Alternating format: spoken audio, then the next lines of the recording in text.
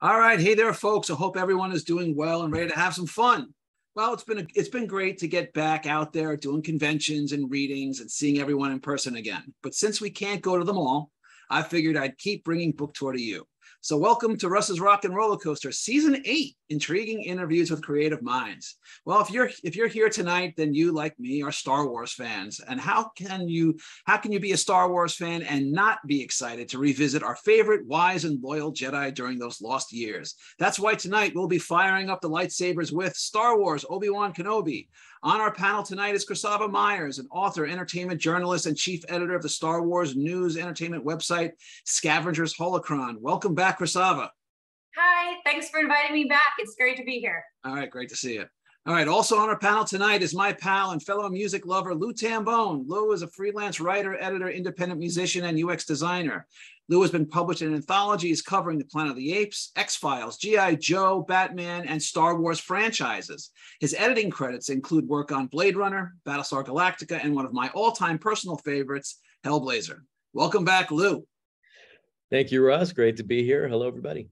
All right. And rounding out our panel is Reverend Dr. Leah D Schade, Assistant Professor of Preaching and Worship at Lexington Theology Seminary in Lexington, Kentucky, and an ordained minister in the Evangelical Lutheran Church in America. Leah is the author of 5 books, including the forthcoming volume co-authored with Jerry Sumney, Apocalypse When, a guide to interpreting and preaching apocalyptic texts. She also has contributed chapters to 2 anthologies about the Blade Runner franchise, Less Than Human in Blade Runner 2049 and Philosophy, This Breaks the World, and Skin Jobs and Snow Jobs, Blade Runner 2049 is Cli-Fi Noir and Race Erasure in Cyberpunk Nexus, exploring the Blade Runner universe. Welcome back, Leah.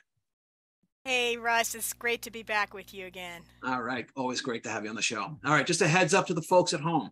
Feel free to send me notes or questions during the panel in the chat box during the show, and we'll get to a few at the end. All right, so just put aside for the moment, let's just put aside the details of the miniseries itself. I want to get a sense, what was your initial reaction to getting a storyline about the lost years of Obi Wan Kenobi? Was it a story that you felt warranted actually being told, or would you have preferred actually to have his time in isolation remain more of a mystery? Leah, we'll start with you. I thought it was inevitable that they were going to do it, and I felt that it was definitely worth being told. And I will say generally, I thought they did a good job with that, filling in the mystery. I have some issues with some of the things that they did. We're gonna get there. But generally, I was glad they did it. It was definitely worth filling in that blank space. All right, what about you, Krasava? You know, I'm honestly not really sure. Like, I watched it and it was okay, but it didn't really leave a strong impression on me. It was sort of like the Book of Boba Fett to The Mandalorian, that like once you saw The Mandalorian, the Book of Boba Fett just seemed lackluster in comparison. Having watched their prequel trilogy right before watching Obi-Wan Kenobi, it felt like there was a lot to be left out in terms of like just character development, and just overall it didn't really do much for me. All right, we'll see. Fair enough. Lou? Yeah, I think it was the show we didn't know we needed.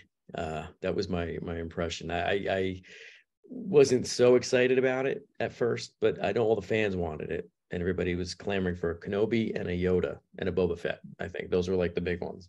And then they said, okay, we're gonna do Kenobi, and I said, well, that's weird, because I always thought he just kind of hid away and didn't talk to anybody. So I was a little cautiously optimistic, I guess, but I actually quite enjoyed it. All right, so now we're really going to dig in. All right, so as much as we got an Obi-Wan arc that dealt with his own trauma and his tortured feelings about Anakin, the series Obi-Wan Kenobi was in many ways about women exerting their power. Let's talk about that a little bit. First, let's start with Vivian Blair, who played the precocious 10-year-old version of Leah Organa. Tell me about, what are your thoughts both about the character herself at that age and Vivian's performance of the character? Let's start with Leah. she was just the perfect actress for this role. I don't know how they found her, but she was very believable as Leia. And she showed us the potential that she had for the leader that she would become. I also really appreciated the backstory of her relationship with Obi-Wan. That, you know, the entire time I'm thinking like hologram, you know, in the, you know, that Luke first sees, and that, you know, so that connection, like, you're our last hope, and this is where that hope began, right? So that relationship that they fleshed out, I thought that was fantastic, and I thought she was an excellent actress. Okay, Lou. Yeah, no, I agree with all of that. Also, I feel like she was sort of the baby Yoda of this of this show, right? She was the thing that you got really every time she was on screen. It was like, you know, and I got that same feeling from Grogu as well. I don't like saying Grogu. I like saying baby Yoda. It's more fun.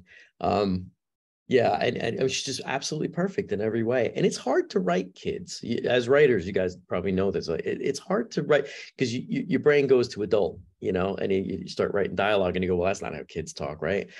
She had a few adult-ish lines, but I think it showed her where she was going, like Leah was saying, you know, her early maturity and her smarts. And it's just great to have that connection, like you said. Krasava, what about you? What'd you think? Oh, completely agree. Like Vivian was a clear standout in this. I think honestly, one of my favorite scenes is in episode 2, where she gets bold enough that she completely flags down a stranger on a foreign planet, or it might have been the beginning of episode 3, where she flags down the stranger, the alien played by Zach Braff, when she flags him down, and then it's like, oh, Father, aren't you going to say hello? Like that, I laughed out loud at that. I thought that was just so perfect. Like she was so bold and Wait, so. That guy was played by Zach Braff? Really? Yeah. I didn't know that. And I'm always teaching you who plays who. Yeah. And I'm actually rewatching Scrubs right now. Perfect. But yeah, that she was absolutely perfect as Leia, and I thought giving her Lola, the little droid character, like I wish we had seen more of like the kind of Poe Dameron BB-8 kind of dynamic between them. I wish there was more Lola and more Leia. Like I feel like definitely the show definitely needed more of them. Like this should have been a Baby Leia prequel series instead of a Kenobi One series. So the character is 10 years old. The actress is now about 10. So she was probably about 9 when they filmed it. And we were just talking, I have 12-year-old twins. So I'm the 9-10-year-old mindset and the way they behave is fresh in my mind. What did you think about, so they had these moments where you could see like, this is like little Leia taking command, ignoring what she considers to be bad advice. She doesn't even argue with it. She just ignores it.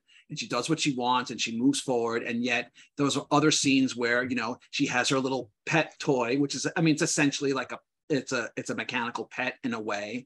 And she runs off and scampers and plays and doesn't necessarily understand the risks that she's taking by doing this. How did you feel that they handled the blend of sort of the more, let's say, wise beyond your years side of her personality and the, you know, hey, I'm still just a 10-year-old kid being a 10-year-old kid? Leia, what did you think?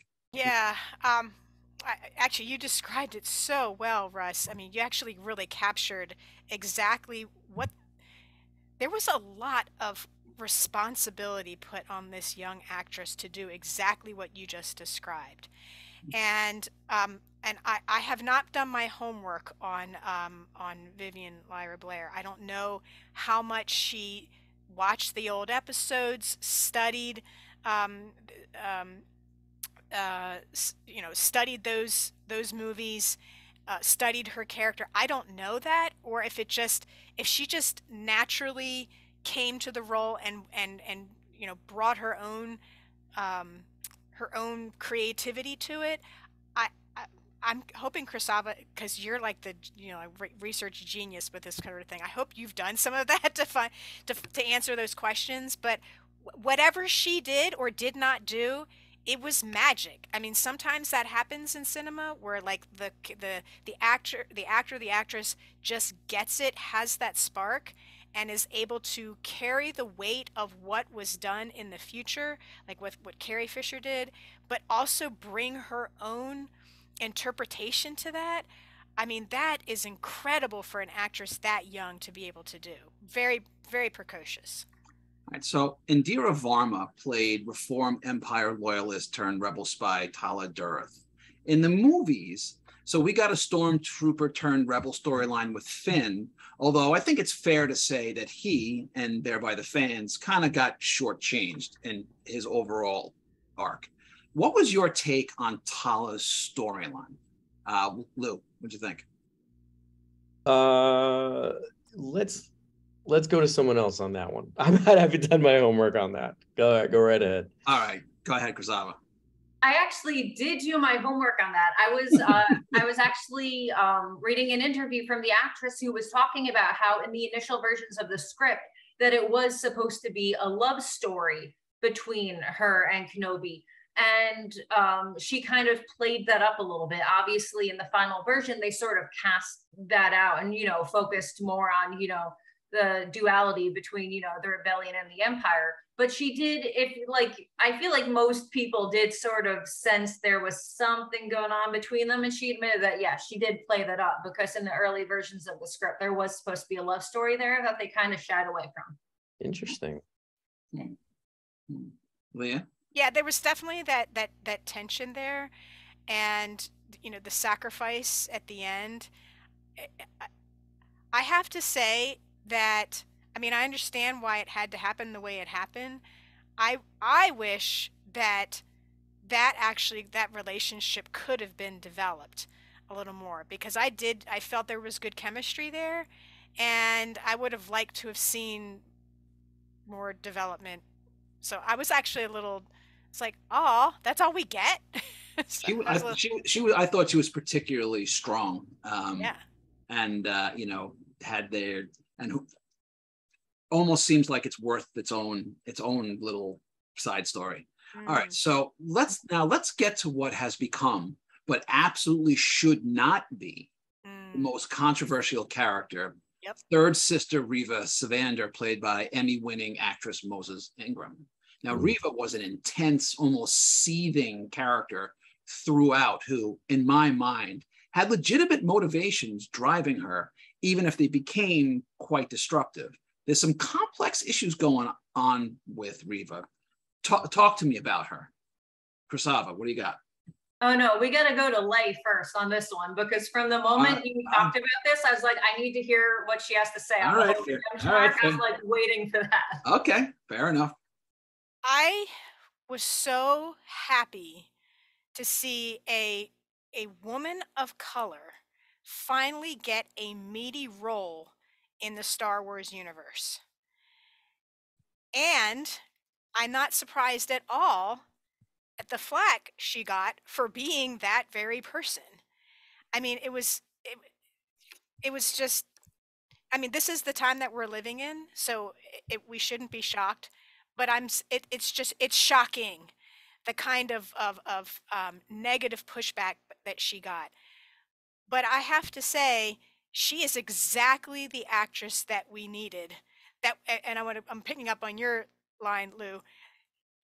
Kenobi might have been the series that we didn't know we needed, but Moses Ingram is the character we didn't know we needed. Yes. But we absolutely needed for the Star Wars universe. And I hope that she gets lots of great stuff going forward, because she has earned her stripes. She has earned her due. She is fantastic. Yeah. Okay. All right. Lou, what do you think? Oh yeah, no, I am very, very glad that she walked away alive. I was like, no, don't kill her. It was sad when she, got the sword, but I was when he kind of left her there, I thought, wait a minute, there's a reason for this. I'm sure we'll get into those details later. Stabbing people to death and then they walk away. But that's a little issue. But yeah, no, I don't understand the mentality of people today. I think it was, this sort of relates, if I'm going on a tangent, let me know, but to the Sandman that was out. I don't know if you guys have seen it. I haven't had a chance to watch it yet. So fantastic. Definitely. If you've read it, especially, I have. Which I have, you'll love it. It's great. But there are these, gender swaps and, color issues and whatever. I think Neil Gaiman came out and said something profound, and I can't remember the exact quote. You can look it up later, pass it on to the viewers. You don't own these characters. You don't get to own this. Nobody owns this. So you don't get to dictate what color people are or what gender they are, if there's a gender at all. You don't talk about that. That's not the way he said it, but it was I'm expanding on it. But so I really believe in that. Krasava? Yeah, I was almost a little miffed to see how many people came out in support of her when there was complete radio silence for John Boyega, for Kelly Marie Tran, like even for Ahmed Best, going all the way back to the prequel series. Like, I couldn't believe that, like, for some reason, like, everyone stood up for Moses Ingram, and it's good. Like, it's great that finally happened. I'm just sort of like, this is the death sign for, like, chagrin or, like, regret. It's like, where was that? Like, it's good that we're getting to a point where that is finally, like, that we will stand up and we will talk about it and we will have that conversation. How I feel about John Boyega and how he was just completely thrown aside in the sequel trilogy. Right. Like, I will never be able to get past that, but I do think Moses Ingram, she was perfect in the role. She was perfectly cast. Like, she delivered all of her lines with such conviction, and she was so believable. And you will be happy to hear that she is starring in a new Apple TV series with Natalie Portman. I forget the name of it right now, but she is going on to bigger and better things. So this is not the last that we've seen of her. All right. So I want to say, I wanted to dive in just a little bit deeper though. So on this one issue, I'm going to say this, and I don't do this a lot on the show, but I'm talking to anyone who's watching, right? Not just people who are watching now. If you watch it later, I'm saying this is me talking. If you don't like the character unto itself, I don't have an issue. If you don't happen to like the way that Moses Ingram played the character, that's everyone's opinion. But if your beef is that a woman of color plays a ferocious, dynamic, powerful character, and that's your problem, you need to go get fucked. Okay? Yes, I'm using those words. You are fucked in the head. If that's actually the way you think, you got real problems. Okay? Get over yourself. Seriously, knock that shit off now. Okay. Come on. Preach that. Preach that. That's it. All right. Rant over. Rant over. Rant needed. Rant needed, but rant over. Okay. So just before we move on, though, talk to me, though, a little bit more about the character itself, right? I mean, there was a lot going on with this person here. Just talk to me about, what this person, everything that they went through to get to this point and to be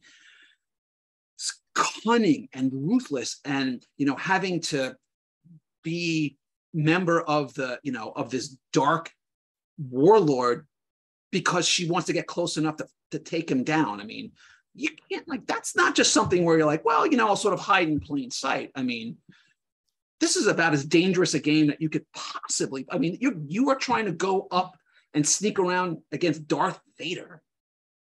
That's not a small ask. So give me some more meat here. Talk to me. What's going on there? Go ahead, Leah. Walk me through it. So I want to pull back a little bit and think about the way in which this character, the way I see it, embodying in many ways the struggle that especially Black women, what they have to do in the world to survive.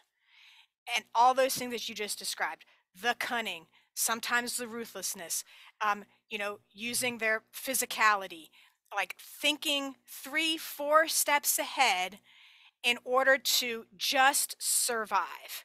So I just want to name that culturally as something that Black women have to do anyway. And so that might have been another reason why people don't want to see, like, we can't even talk about critical race theory. So, the fact that we can't even see it in in fantasy like this, in science fiction, it's a, that's a reflection on us. The thing that I actually was disappointed about was that there wasn't a bigger fight between her and Darth Vader. I felt like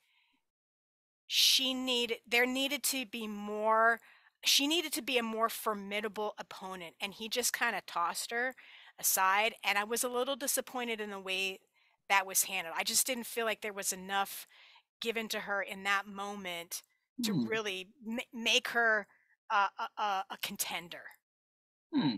Okay, fair enough. I guess I didn't necessarily see it that way, just because Vader is on such a different level, and Reva wasn't even like a full-blown Sith, and there's a big distinction between sort of having force powers and training and being all the way. But I don't know. I felt like the ambush was going to have a little bit more impact. Like I felt like she was hiding in plain sight, and that she kept herself hidden in a sense from him would have given her more of an advantage, that she could have at least made a dent in the armor, Well, he did say, though, he said, "Did you really think I didn't see this coming?" I know. That's what I'm saying. Like I wish there would have been a little bit more. Yeah, if she had given up a little bit more of a fight. Yeah. All right, fair enough. All right, so let's get back to the core narrative here. So when we first rejoin Obi-Wan, he is no longer a Jedi. He is Ben, a broken shell of a man living in isolation with the single mission of watching over young Luke Skywalker, but from a distance. So Obi-Wan's path in many ways mirrors that of an older Luke in The Last Jedi. Yep. So talk to me about Obi-Wan's, within the context of this miniseries, talk to me about Obi-Wan's journey and his slow rise to regaining his power. Lou. Obi-Wan's journey. I do think it is a different journey than Luke's. I think Luke was kind of, I don't know. I still don't clearly get why Luke was so reluctant to come back and help. But I mean, I kind of get it. Obi-Wan, I think, knew that there was more to his story. I think he went into hiding, but he had a little nagging feeling in the back of his head that this isn't over. And you could tell, because anytime he had a shot to kind of end this thing with Vader, he really did want to do it. Like he was in the, I think, oh my gosh, what's his name on the guy who flew the ship for the people, the guy with the beard. Oh, the pilot. The pilot. Yeah, I don't remember. What's his name? I can't remember his name. I'm sorry. But he said to him at some point, I think it was in the finale, like, this is personal for you. This isn't about saving the people, right? This is something you're up to. And he kind of blew it off, So I think he felt there was unfinished business there. Yeah. And he saw an opportunity to get off the planet, although he wanted to, help the kids and all, but he saw an opportunity to also close a door that he felt he left open. That's how I took it. Krasava, what do you think? Yeah, I completely agree with everything you just said. Yeah. I think Luke's, again, we all know how much I really don't like The Last Jedi. Like, yes, as we spoke about it at length. But yeah, I feel like Obi-Wan's story is definitely different than Luke's, because I think, yeah, in the back of his mind, he knew that he had unfinished business. And even if he did think that Anakin was really dead, he knew that he had to look over the two children. Like, he had to do that. Like, he had to honor their memory and like look after their children. But I'll just say, as a fan, it was a little disappointing to see how long it took Obi-Wan to get his groove back. Like, when Darth Vader, and this was the best scene in episode 3, where he was dragging him through the fire in the construction site and he was torturing him. Loved it. From someone who loved Rogue One and loved that end scene with Darth Vader just with the lightsaber, loved it. but it was sort of disappointing just to see how broken and disconnected from the Force Kenobi was. And I get that was the point, that, you know, building up his story, but it was sort of like, yeah, Obi-Wan, go get him. And then it's like, he's not gonna do that just yet. So I'm gonna push back a little bit on you. I'll disagree with you, and I'll explain why. So we talked about The Last Jedi. Like you, I am not a fan. I think they made many missteps, and the worst of it all was that, you know, Luke is this broken man, and he goes from being completely, utterly broken to being, and then he decides, oh yeah, I'm ready to show up. Oh yeah, that's right, I'm the most powerful man in the universe. Like, it happened kind of, when he decided to show up, he went from 0 to 100. Here you meet Obi-Wan, and he's pretty broken, but he kind of gets back into it. He's a little slow. He's a little sloppy. He doesn't really have his mojo. And it seemed like in every episode, he got a little stronger, took on a little more of a challenge, took a little bit more of a beating, did a little bit better. And in each episode, it was like 1 step forward, 2 steps forward, 1 step back, 2 steps forward, 1 step back, until finally at the end, even Vader says, you know, Kenobi, you've gotten your strength back. Like, I thought it was brilliant the way they built him up, rather than saying, all right, I've been out of the game for 10 years. All right, let's go. And he's right back to where he was. Like, that wouldn't even make any sense, right? And it's not like, hey, I'm just loosening up. He's coming back into the game at the highest possible level. So to me, it was completely like, they had that one scene where right when they're on the planet and the water's coming through, and he's trying to use the Force to keep the glass from breaking, and he's doing it, but he's struggling. But by the end, he's like throwing mountains across the face, right? So anyway, that was just my 2 cents. I don't know, Leah, if you have anything to add here. Well, I like, if I respond, then I'm gonna get to the struggle with Anakin / Vader. So you probably are going to get to that anyway. Yes. So I'll wait. Okay, fair enough. All right. So speaking of journeys, of course, we needed to see the big rematch between Vader and Obi-Wan. What did you think about the flashbacks with Anakin, what they revealed, and then the final battle between Vader and Obi-Wan? So I just queued that right up for you. Yeah, there you go. Okay.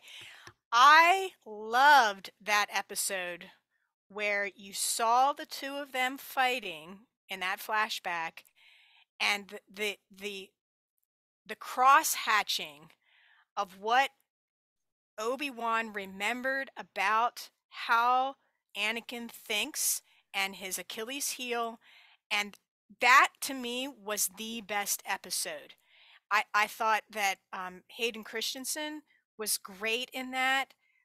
It was just that was the zenith for me, and the way that you could see Obi-Wan, like, to me, that's where he started to mentally get his groove back, is to, like, okay, you know, iron sharpens iron. Like, that's where he started to, like, okay, this is what I need to do. I know what to do now. That was brilliant. I loved it. Yeah, he really the one thing that he was really playing next level chess against Anakin. Anakin just couldn't let go of those same childish impulses. He never sort of outgrew them. Now I do have concerns about the later fight, but we'll get to that. Okay. I'm just saying that episode, loved it. Yes. All right. So Obi-Wan has the opportunity to end at the very end. He's got the opportunity. I mean, Vader's done. That's it. Just one swipe and Vader's gone, right? But Obi-Wan, when he wins the battle, Obi-Wan kind of claims, he seems like he says that he's free, basically, like he's free in his soul yet. And to me, this is where it gets complicated. And let's talk about this for a minute. Should Obi-Wan have killed Vader and put an end to it? Because let's just say that Obi-Wan did kill Vader. What was to stop the Emperor from just simply anointing another Vader? Vader makes it personal for us, but the Empire is growing stronger. Would killing Vader have actually made a difference? Lou? That is a great question. I did think about that while I was rewatching the finale the other day, and I thought, like, he doesn't kill him. I thought thematically what they were trying to do was mirror what happened with little Luke, how he wasn't killed in the end, and Obi-Wan says, well, you're choosing not to become the bad guy. You're not like him. So they were trying to mirror that, I thought, with Kenobi saying, you know what, I'm just going to let it go. I know that doesn't answer your question, but I thought, well, you know, if they kill Vader, we don't get all these great stories later on. Come on, you know, like, so I think that would have drastically changed the universe. I mean, sometimes you can't just replace someone. Think about your job. You have a couple people work for you, and there's somebody who's been there for 20 years, and let's say they quit. And then you bring in somebody who's kind of new. There's learning curves and training and arcs and all this stuff, right? I don't know that things would have went down the way they would have gone down in the original, what we are going to call the original trilogy, had Vader not been around. I think he was the key to a lot of things. And remember, at the end of Return of the Jedi, I mean, it was all personal. So had that been just some other Darth schmuck, it might not have, you know, Luke might have been like, whatever, you know, I don't know. I think it was wise of Obi-Wan to do it, because that's what good people do. That's what Jedi do, right? He was trying to get back to that. Just killing him, you know. Well, there's also sort of, you know, what you might think is righteous and what is tactically and strategically smart. And they're not sometimes they're not the same. What did you think, Krasava? Well, also, and Obi-Wan didn't have the knowledge of what was going to come later. Sure. So sure. Go ahead. I'm sorry. So, Krasava, no, totally. This is what do you really think? What do you think? I think that basically, if obviously putting aside the knowledge that we know as an audience that Vader lives, like if there were any kids watching that hadn't seen the original trilogy and like honestly didn't know, I was thinking about the little kids who might not know if Vader lives or dies in this. I was thinking about that in the finale. Like that must be such a treat for them, being on the edge of their seat, not knowing. But I think Obi-Wan was sort of like freed of having to kill him when Vader is like, oh, you didn't kill Anakin Skywalker. I did. Best line in the whole series, I thought. Right? Like, I feel like that just for, like, I feel like all that time, like, for all these years of being in exile, that has been weighing on him so heavily. And just all of a sudden, it was just like, whoosh, right off. Not just what he said, but how he said it. Yeah. He said, I did it. He was like, he was proud of it. Happy about it. He was like that. He's like, that was my achievement to take advantage of, not yours. Yeah. So Leah, talk. Come on, you're I'm pushing back, y'all. Okay, all right. I understand that we as the audience know what he does in the future, but Obi-Wan knew what he did to those children, and I feel like I'm just like, did you not learn your lesson from Mustafar? I mean, allowing Vader to live. I'm trying to think, okay, what is the moral and ethical obligation of a Jedi? Is it, and I don't know this. I'm hoping Krasava or Lou or Russ, you'll know, like, is there in their code of honor that you can't kill an enemy for some reason? I mean, because if there isn't, then knowing the history of cruelty and carnage, I think that he was justified in attempting to kill him and you know, making that effort. Or I mean, it just morally did not sit right with me that he's just like, it just, that drove me nuts. Yeah. That's what I hated about this. Like, I loved everything else, but that, and no. Yeah. And I'm saying, yes, we need Vader. I get that. But there had to be another way to keep Vader without Obi-Wan making that horrible decision and being put in that position where he could have done the right thing. Right. So I agree. I would say that, it's all well and good that Obi-Wan's soul feels free, but guess what? This is the devil of all devils, aside from the Emperor. And if you have a chance to get him off the map, then you got to do it. Yep. And if you can't live with yourself, well, I'm very sorry that you have to go through that. But, it's like, you can't say, well, I've got Hitler in front of me. I could take him out, but you know what? I kind of kicked his ass and that's kind of good enough. Thank you. Thank you. That's exactly it. No, they could have done a thing where the ground broke apart and they were physically just separated. Yeah. Or it could have been anything what happened where between Rey and that's right, and right. Ben. Something to that effect, where it was just, even if he wanted to, he just couldn't for whatever. Right? They could have figured that out. Yes. So that was a little bit of a goofy moment there. So speaking of goofy moments. All right, there were a couple of head scratchers throughout the series, and we'll get to them quick. The first, in my mind, the most egregious, was that first showdown between Vader and Obi-Wan. Vader wins this round easily. He's torturing Obi-Wan like a cat torturing a mouse before it eats it, dragging him through the fire. And then the rebels come in and do their pew-pew, and then the fire separates them.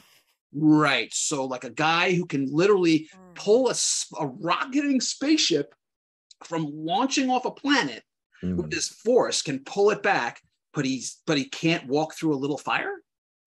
I thought it was psychologically like a Mustafar thing, like oh my God, fire, I know what happened to me last time. That's a Frankenstein moment, right? Frankenstein afraid of fire. Well, I mean, that's what. Right, but that had actually happened in Frankenstein. Now, I guess what I'm saying is, if that's the case, and I could buy it, is if he's in that moment, and then we had Vader is there, and he do a quick flash to him, burning, almost burning to death from. But I thought we didn't see that, but there was that moment where the flames are framing his silhouette. I mean, you're right. It may have been. I was just oh, I know what you're thinking, buddy. I didn't. I didn't actually till you just said it, and I guess I could buy it. I guess it was almost a little. It was a little too subtle. So all right. So I got him. I'm sorry. I got to move along. Quick interlude for folks who came in a little late. If you have any questions or comments, put them in the chat box. All right. Another element that seemed wonky to me, and I want to hear from the rest of you, is when Obi-Wan, Vader, Reva, or the Grand Inquisitor, anyone, and they have their ability to sense the Force in others, only seem to kind of come into play when it serves specific plot points. So when Obi-Wan and Vader are going at it at the end, right? And at the early stages, Vader has got the upper hand, right? He cracks the ground, Obi-Wan falls in, and Vader just chucks all the rocks on him. He's buried. And then he just walks away. He's like, all right, I'm good. You gonna tell me that he didn't sense that Obi-Wan was still in there? And he was going to come out? I don't know. I couldn't wrap my head around that one. Yeah, that was another stupid writing more. That echoes what you guys were just talking about with Obi-Wan not killing Vader. I mean, he could have easily killed Obi-Wan, right? I mean, it's something that's been, I think, this precedent has been set in Star Wars for a long time, that these people get away somehow. There have been multiple scenes in this show right here where they could have easily captured or killed Obi-Wan, I thought. And one of them was the thing with the fire. That whole scene boggled my mind. I was like, the robot comes up, scoops him away, and Vader's standing there going, I'm going, what is this? It was like Bugs Bunny. I'm like, wait a minute. All right, Lou, you got it. That's your mic drop moment. You got it. That's it. Drop the mic, boom. But there were other parts. Remember when they were on the Imperial base and he had the hood on and he's going out, and it was just kind of, it felt like he got away so easy a couple times. I kept thinking, why is Obi-Wan just out in the open all of a sudden, just running around like it's no big deal? He really risked a lot, to do that stuff. Anyway, I'm getting off topic, but yeah. Anyway, go ahead. I'll shut up now.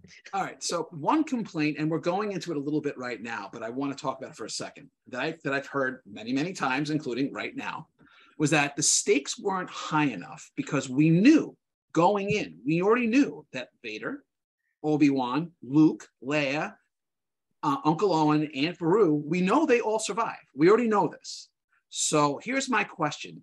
If you know going in that those characters are going to survive, what did you think was actually going to happen when they interacted with each other? I'm just not sure that you could justifiably complain that certain characters live on when in fact you know that they do. So I don't know. What do you think there? Krasava, what do you got? Okay, I mean, I'm kind of torn because you can know characters are going to survive and still tell a good story. Agreed. Like if you read like the first chapter of a book or watch the first movie in a trilogy, you know the characters are still going to be there in the third movie, and it's making it an enjoyable process to watch. And I think just the goofs and the gaps between, just like, especially we keep talking and referring back to the final battle between Obi-Wan and Vader, they could have just done it better. Like they could have just added more of an emotional kind of connection, like get more away from like the Easter eggs and like the throwbacks to the rest of the franchise and just really focus on the relationship between these two characters, because that was what made the prequel trilogy so strong. And I just felt like that was sort of lacking. I don't know.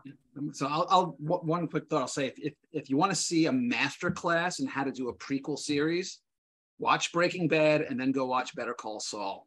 That's how you get it done. Okay, that was great, but now it's time for a special segment where we spin the wheel. On the wheel are 7 possible categories, which I created especially for this panel. Wherever it lands is what you get, and the categories are Spin the Droid, Swap of the Gold Bikini, Attack of the Clones, Tatooine's Travel Agent, The Hyperdrive Blues, May the Force Be With You, and Worst Kept Secret.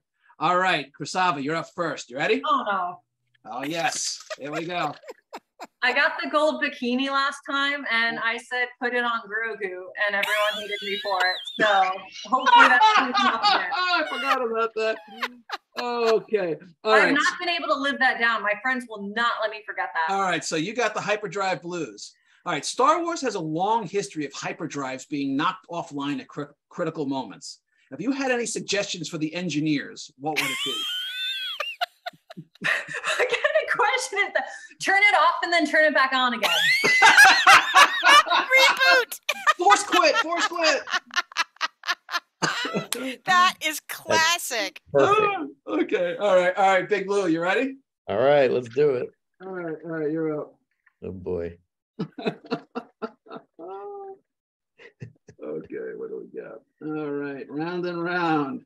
And Big Lou, we've got. Oh, you got the same thing. So I'm going. Okay. Worst kept secret. All right. This is one of my favorites. All right. So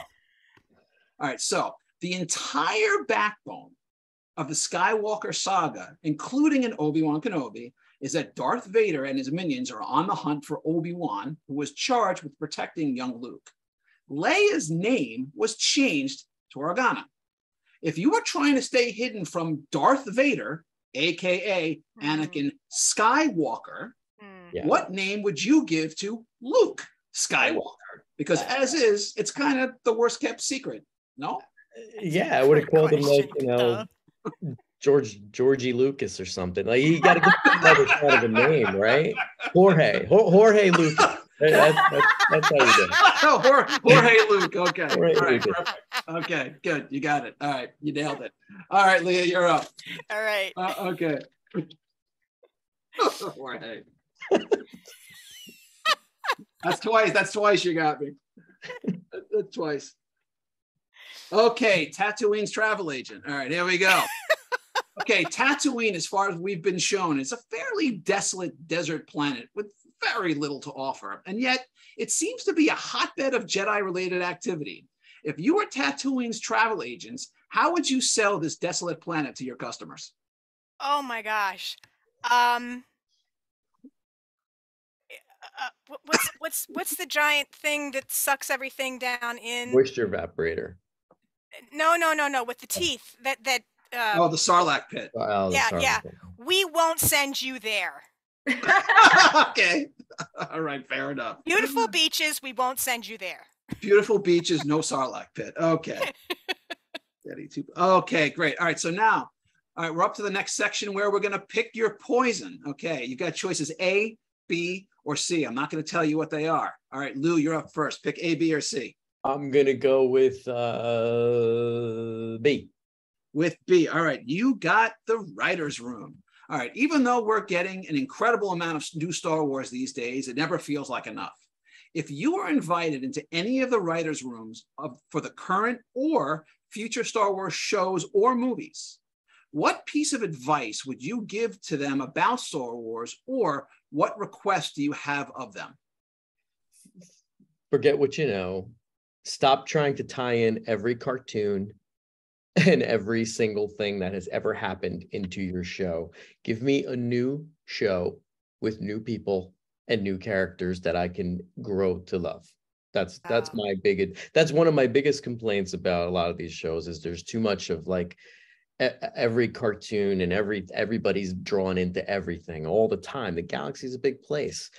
And I think Andor is taking us that way slightly, which I think I haven't started watching that yet. That's next. Yeah. All right, Leah. You're okay. Just because, really, 2 seconds. Just because you said that, I just read an interview with Tony Gilroy talking to the Hollywood Reporter about Andor, and he said that is the biggest problem with Star Wars. Anyone, cast and crew, they come on, they hear it's Star Wars, they behave differently, they act differently, their whole demeanor changes. He's like, we didn't hire you to be in Star Wars. We hired you because you do this thing well. We need you to bring it. Forget it, Star Wars. And that's why Andor is working so well, because he's like, chuck everything you know about Star Wars, pretend this is something else. I like that. So somebody hire me. All right, there you go. All right, cool. All right, so Leah, well, I'm going to give you some truth serum. I'm going to ask you 10 Star Wars questions. You're going to answer quickly. Are you ready? Wow. Okay. Okay. Lightning Favorite round. Star Wars TV series, could be live action or animated. Oh, Mandalorian. All right. Top 3 favorite Star Wars movies, doesn't have to be in any order. Empire Strikes Back. The third one where they're on Mustafar. What's that called? Revenge of the Sith. Revenge of the Sith, and the first one, A New Hope. A New Hope. All right, fair enough. All right. Star Wars character who you wished had gotten or would still like to see get a more complex storyline. I would like to see Inquisitor Reva get her storyline. Yeah, I want to see her. I want her getting a starring role. All right. Are the droids in the Star Wars universe loyal companions and workers, or slaves by another name? That would only be able to be determined if they have consciousness and free will, and I think that's debatable, so I have to plead the fifth on that. Oh, okay. I love that answer. Okay. Well, listen to you. All right. That's why you have a theologian on here. That's right. Favorite Star Wars universe relationship? Yeah, it's got to be Han and Leia. Right, well, I would say, and this doesn't have to be. And I'm not even saying romantic. I'm talking. Actually, so the Mandalorian and Grogu. Oh my gosh, yes. I could watch that series after series after series. Yes. Can't get enough. Yes. Okay. Okay. A blaster or lightsaber? Blaster. Okay. If you could get a do-over for any Star Wars movie and have the creators give you something far more, what you would consider far more satisfying, which one would it be? Did you say duo or duel? Do-over. Oh, do-over. Oh, the 8th episode. Last Jedi. Last Jedi. Totally need a do-over on that. Krasava completely convinced me. She's right. I was wrong. And okay. I repent. Okay. Forgive me. I have sinned. All right. But I still think the baptism scene was awesome. Keep going. Yes. No, you're right. That was good. All right. So you are inside the Star Wars universe. You can be one or the other, Jedi or Mandalorian. Oh, I can't stand wearing a mask, even though I do all the time. So I would be Jedi. Okay. Sith Lord or Bounty Hunter? Bounty Hunter. Okay. Okay. Last one. Any book, movie, TV show, favorite Star Wars moment? Favorite Star Wars moment is when Leia says to Han Solo, "I love you," and he says, "I know." Like that just gets me every time. All right, fair enough. Okay, that was great. We have a few minutes, so we're going to take some questions. All right, so what do we got here? Let me scroll through here. What do we got? Hey, Okay. while you're scrolling through, I wanted to add something Oh, please. to when we were talking about whether or not Obi-Wan should have killed Vader.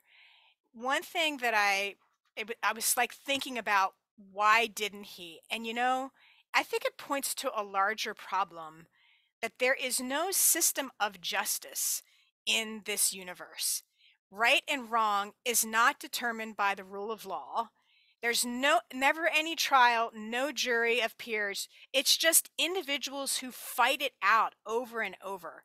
And I wish there was some other way that we could get justice in this universe, rather than the good guy killing the bad guy or not. Yeah. And that's, it's feeding into the larger narrative that we have in this country and in this world, that as much as I love Star Wars, I think it's problematic. So I just wanted to say that. No, actually, it's great because I still have one for Krasava. You're the last one, so Oh no. I didn't forget you. So it's Jedi. So that this one is Jedi 2.0, but it was a great setup by Leah inadvertently. Okay, so the idea was first introduced in the series The Clone Wars and then expanded upon in The Last Jedi, although your mileage may vary on how they handled it. The movie insisted that the Jedi needed to be destroyed in their entirety, but they made no suggestions whatsoever about how to change things or if they should just start over but differently. Now, in fairness, the Jedi, being the Jedi, in total found themselves all but being wiped out and allowing for the galactic rise of the Empire, which obviously wasn't about safety and order, but totalitarian control. I think it's fair to say that even if the Jedi were well-intentioned, somewhere along in their travels, they lost their way about the Force. If you were to reset the Jedi, what changes would you want to instill as part of an update, overall philosophy and mindset that would help guard against being overtaken by evil? Wow, great question, Russ. Can I say the rule of two? I would basically, I'm much more of a Sith than I am a Jedi. Like, I feel like, I mean, okay, like that question is so loaded. I just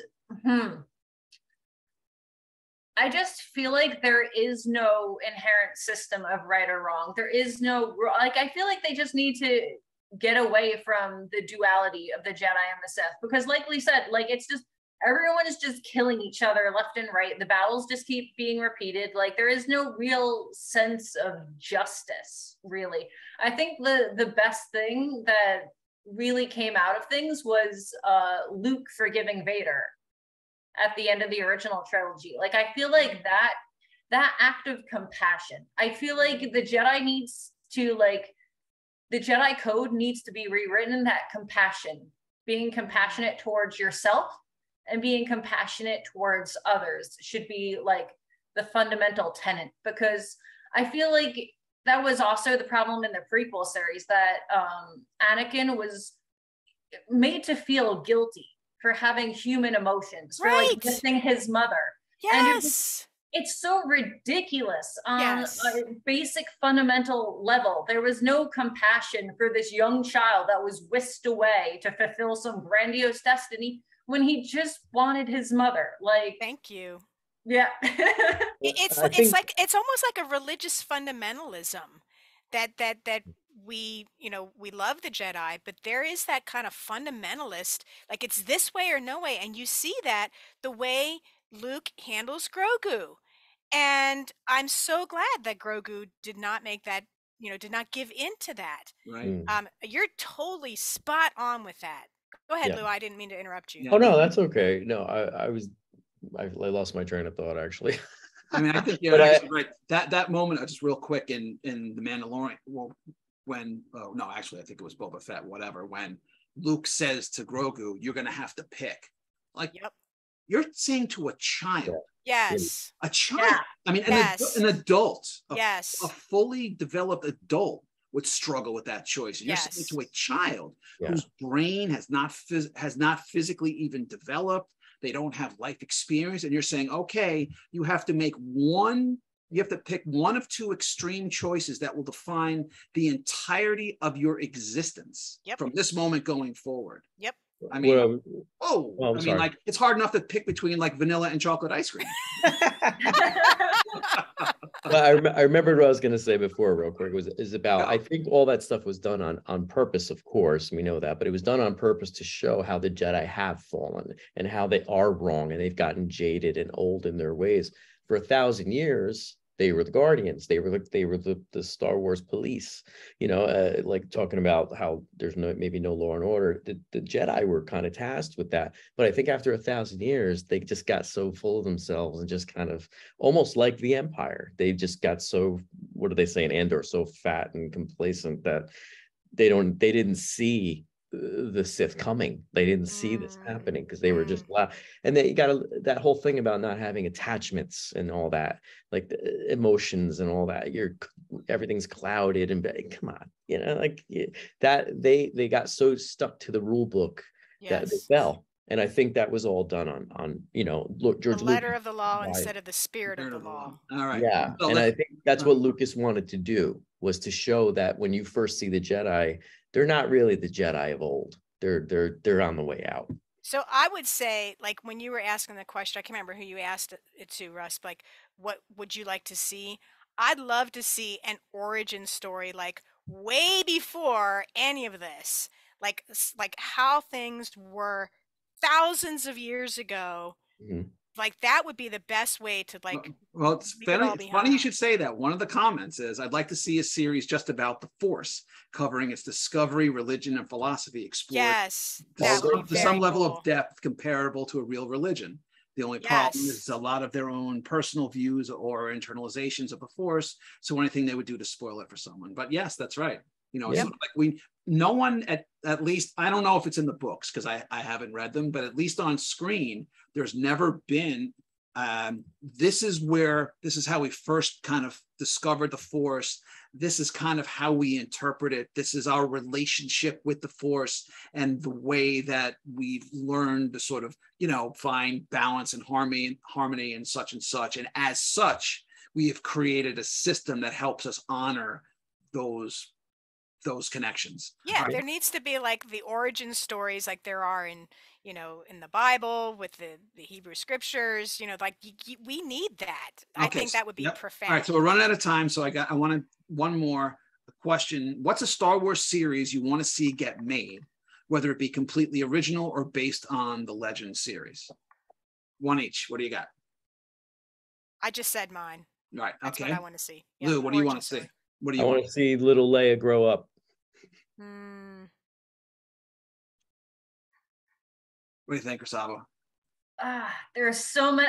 I'm thinking about Legends, but if we cast aside Legends, then I want to see a Finn prequel series. Like, first out, I want to see a Finn prequel series. I want to see how Finn grew up. They need to do right by him. Yeah. Yes, they really do. Okay, so we only got a couple of minutes. I'm going to share my screen, and then we're going to wrap up. So just bear with me for 1 minute, and then we are going to. Okay, so. All right, so this is actually a twofer, but this one's for Leah. Tell me what you got here. Even though somebody else's name is on the cover, this one's for Leah for now. Yeah, this is where it all started with me getting connected with you guys. The essay that I wrote for Cyberpunk Nexus on how does it whitewash and how we think about race and climate change and all of that. Like, I've fused it all together in that chapter, and all of the chapters in this book, if you're a Blade Runner fan, you need this book. Yeah, I've read a bunch of the essays. There's some good stuff in there. Despite Lou being the editor, it was actually a pretty decent book. Lou's a great editor, and I've worked with a lot of them. I can't argue awesome. with you. Thank you. All right. So Lou, so now So just for so some of you folks know, I'm actually a member of Crazy 8 Press, which is an author collective, and we are actually we're bringing in Lou under the tent a little bit. So tell us what you got. What do we got here? This is another one of those essay anthologies that I love to produce so much with my friend Rich Hanley, and this is going to be a series of essays about the Joker from DC Comics. All right, and when are we going to see this? We are starting editing in October, so I'm thinking like early next year. I don't know when yet. All right, right on. All right, real cool. Now, again, that's going to be out from Crazy 8 Press. All right, and then last but not least, as for me, if sci-fi mystery is more your game, I am thrilled to announce Hot Ash, the third novel in my ongoing series featuring hard-boiled private detective Angela Hardwick, who, in my mind, is part Blade Runner, part Doctor Who, and part Atomic Blonde. In Hot Ash, Hardwick and her protege, Eric Whistler, are hired by a widow who claims that her stepkids stole the inheritance her husband planned to leave with her. But as Hardwick and Whistler dive deeper into the investigation, it puts them face to face with the haves and the have-nots, a new form of cocaine, a boundary-pushing neurobiologist, a majestic domed city, and a violent conspiracy that stretches farther and deeper than they definitely could have imagined. But as Hardwick learns, sometimes the most insidious betrayals are closer to home. And don't miss the first two books in the series, Crackle and Fire, Fractured Lives. Speaking of which, as a reminder for anyone who might be wondering where to start with the series, plot-wise, the Hardwick novels are standalone novels and can be read in any order. It doesn't matter. Although there is character development throughout the series, so your mileage may vary on where to begin. Hot Ash is available in print and ebook formats on Amazon and published by Crazy 8 Press. And if you want a signed copy, you can order one directly from me. All right. Okay, so that, my friends, is our show. I want to thank Krasava, Lou, and Leah for talking Obi Wan Kenobi tonight. And thanks to everyone at home who's watching. I'm your host, Russ Colchamiro. And if you want to see me in person, I will be at Monster Mania in Huntsville, Maryland this weekend. I will be at the KGB bar in Lower Manhattan on Tuesday, October 11th for a reading I'll be doing through the Mystery Writers of America. And I'll be at PhilCon in Cherry Hill, New Jersey, the weekend of November 18th through 20th. Until then, may the force be with you, and I'll see you all next week. All right. Thanks a lot, guys. Been a great hour. Great job, Russ. Woo! All right. Good to see everybody. All right. Take care now.